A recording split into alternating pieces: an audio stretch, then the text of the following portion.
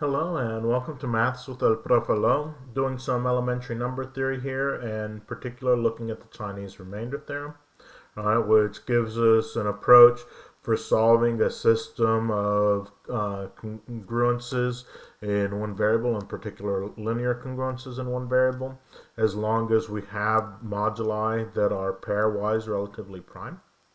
Okay, and in these examples here, we're going to have a couple of extra steps to solve. Okay, and the reason being is if we look at this first one, it says solve this system. X is congruent to 2 mod 7 and 3x is congruent to 2 mod 5. We notice that this 3x is not in the form x congruent to. Okay, so the first thing that we need to think about is how I can convert this 3x to just be an x, and I can do that by using the multiplicative inverse. Okay, so in other words, I need to think about some a times 3 being equivalent to 1 mod 5, right? And hopefully it's fairly straightforward to recognize that that is going to be on multiplication by 2.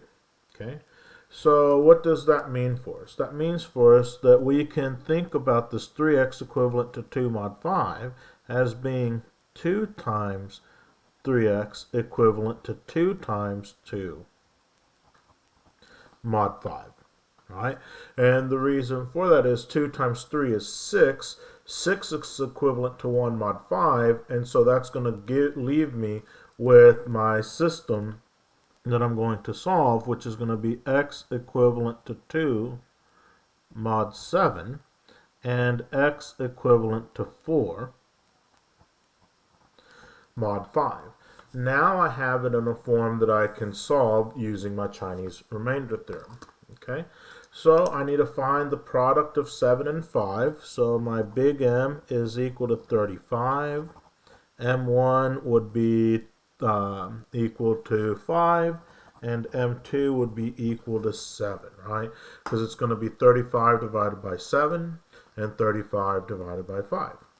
Okay, so my next step then is I need to solve, right? I need to solve 5x1 is congruent to 1 mod 7, and I need to solve 7x2 is congruent to 1 mod 5. Okay, so if I look at this, 5 times 2, 5 times 1 won't work, 5 times 2 does not work, 5 times 3 is 15, and that does work. So I can say that x of 1 needs to equal 3. And for this one, 7 times 1 does not work, 7 times 2 does not work. Excuse me.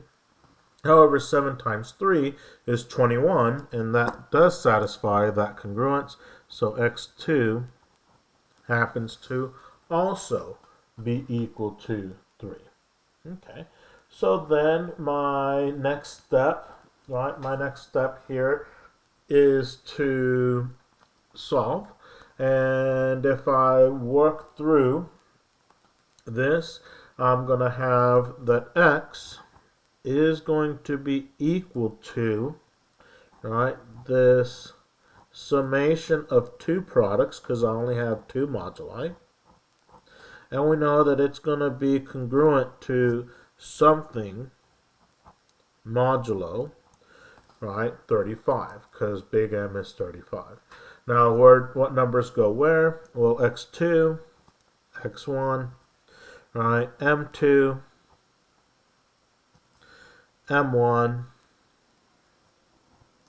right, and then for our initial piece, b2, b1. Okay. So we have x is 2 times 5 times 3 plus 4 times 7 times 3. If we want to use a calculator, 2 times 5 times 3 plus 4 times 7 times 3, that's 114. Okay, so we have that this is 114, and that's going to be congruent to something modulo 35, and I can find that by subtracting 35 as many times as I need to get down to where I want to be, and that is that my solution is 9 modulo 35, and therefore my total solutions, right, my total solutions would be that x is equal to 9 plus 35k, where k would be some integer. Okay, so that's how we could go through and solve this particular system and using the multiplicative inverse. Of course, we can always double check our work, and we'll say, is 9 equivalent to 2 mod 7? That is true. And 3 times 9 is 27. That is equivalent to 2 mod 5. Okay, so that's our solution for that particular problem. For our next problem, the system is just a little bit longer, and we notice that we're going to use the multiplicative inverse for each of our steps here. Okay, now I should note that for this one, if we recognize that we have a common divisor of all of our terms in our congruence, then we can simplify this down by dividing by our common divisor and be able to solve a simpler form. Okay, so we need to find the multiplicative inverse of 3 mod 4, right? And the multiplicative inverse of 3 mod 4 we need to figure out. So in other words, I need to know that a times 3 is equivalent to 1 mod 4. Okay, I also need to know that, and on this next one, I need to know that b times 4 is equivalent to 1 mod 5. And for this one over here, I need to know that c times 2 is equivalent to 1 mod 3. Okay, so I need to find the multiplicative inverse for this congruence, and the multiplicative inverse for that congruence. Okay, so for this one, 1 does not work, 2 does not work. However, 3 does work because 3 times 3 is 9. For this one over here, 1 does not work, 2 does not work, 3 does not work, 4 does work because 4 times 4 is 16. And over here, 1 does not work, 2 does work because 2 times 2 is 4. And it is not always going to be the case that you're going to have a multiplicative inverse that is the same as your number here, right? In this situation, you might look to investigate this further. Because 3 is 1 less than 4, because 4 is 1 less than 5, because 2 is 1 less than 3, maybe there's a relationship there in that the multiplicative of n minus 1 mod n is n minus 1. That might be a possibility, but that's something to explore on your own. Okay, so for here, we have this, and we can now readjust our system and be able to say the following, and that is that we have 3 times 3 is equal to 3 times 2, 3 times 3 is equal to 3 times 2 mod 4. And over here we have 4 times 3 times 3x, and 4 times 4x is equivalent to 4 times 1 mod 5. And over here we have 2 times 2x is equivalent to 2 times 1 mod 3. Okay, and once again, this 3, this 4, that 2, and we multiply to both sides of our congruence. So that gives us now x being equivalent to 6 mod 4 is the same as 2 mod 4.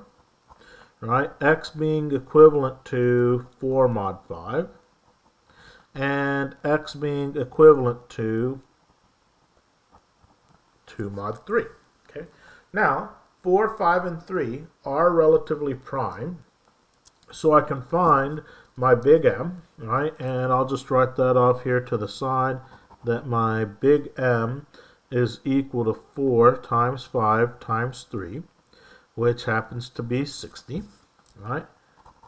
M1 here is going to be everything except the 4, so that's going to be 15. M2 is going to be everything except the 5, so that's going to be 12. And then cap M3 is going to be everything but the 3, so that's going to be 20. Okay. So next, once again, working with multiplicative inverses. My next step, once again, working with multiplicative inverses, and I need to solve then. 15x1 is congruent to 1 mod 4. I need to solve 12x2 is congruent to 1 mod 5, and I need to solve 20x3 is congruent to 1 mod 3. Okay, and so for solving these, I'm going to show you a different way of thinking, and that is that 15 times 1 is 1 short of 16.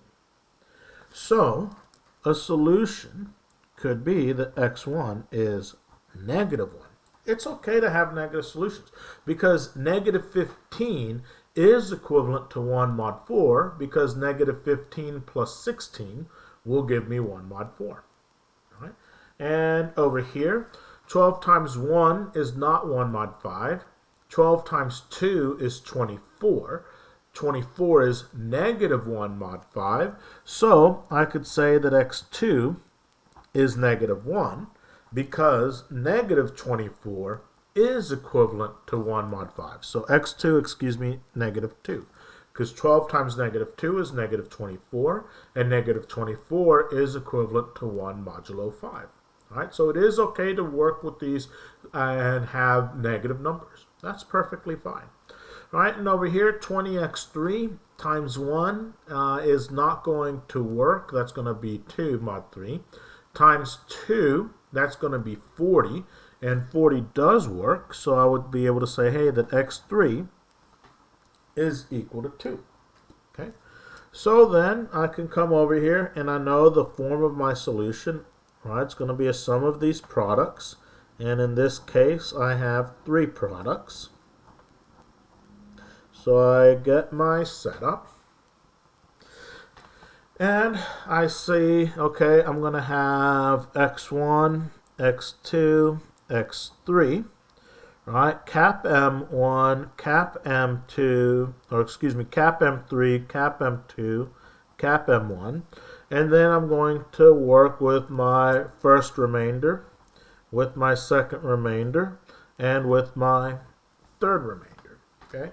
So if I say 2 times 15 times negative 1, plus 4 times 12 times negative 2, plus 2 times 20 times 2, that's going to give me negative 46. Now, negative 46 is equivalent to 14 mod 60, and so therefore my solutions will be of the form x is equal to 14 plus 60t, where t is some integer, right? And we can always double check, does this 14 work for my system as I have initially? And the answer to that is yes. We'll show you very quickly that that is in fact true, right? So 3 times 14, 3 times 14, that's 42. That's a remainder of 2 on division by 4. 4 times 14, that's 56. That's a remainder of 1 on division by 5. 6 times 14, that's 84. And that is a remainder of 3 on division by 9. I could also say, well, what would be my next solution? My next solution would be 74. 3 times 74 ends in a 22. So that would mean it is 2 more than division by 4, because 220 is divisible by 4, because 20 is divisible by 4. Right? And if I said 4 times 74, well, that's going to end in a 6, and we know that's going to leave a remainder of 1 on division by 5. And 6 times 74 is 444, and we know 441 is divisible by 9 because 4 plus 4 plus 1 is divisible by 9, so this will leave our remainder that we're looking for. Right? So these are the solutions that we have, and that's how we can use multiplicative inverses and the Chinese remainder theorem to solve these systems of linear congruences in one variable. Okay? So this has been Maths with El Profe Lo. Thank you very much for your time. As always, if you have questions, please reach out.